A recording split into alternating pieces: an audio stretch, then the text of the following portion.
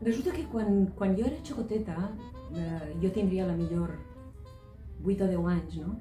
I veia al meu alrededor una sèrie de gent jove que començava a assimilar una forma de vida absolutament diferent. És a dir, allò de deixar-se créixer els cabells, de portar de millor camisoles d'eixes índies i les faldes llargues, posar-se flors en el cap, no? També jo veia això i pensava que llàstima no estar ja en aquest rotllo, en aquests no haver sigut major. Totes aquestes protestes, inclosa la protesta artística, és a dir, inclosa la necessitat de trencar amb tot l'art anterior, se li va dir contracultura. Per què? Perquè estava contra tot, era rebel·lar-se contra absolutament tot. Tenint una idea que jo ja havia madurat des de feia temps, un dia em trobo un personatge que d'alguna manera sintetitza l'actitud de la joventut en aquesta època.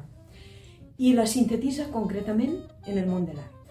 Pense que en el llibre el lector trobarà un procés de cerca de la identitat,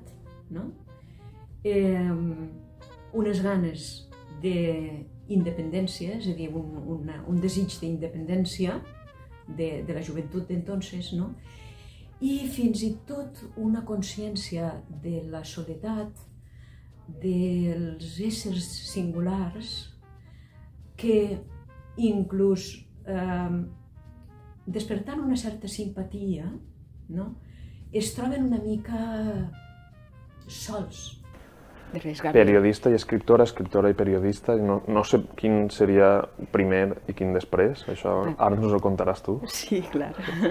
Tu què diries més? Primer vaig ser periodista, això és evident, i a més, de fet, si tinc que dir la veritat, jo quan era jove ni em passava pel cap que algun dia podia escriure novel·les. Pensava que no tenia jo la millor les qualitats d'un novel·lista o això, no?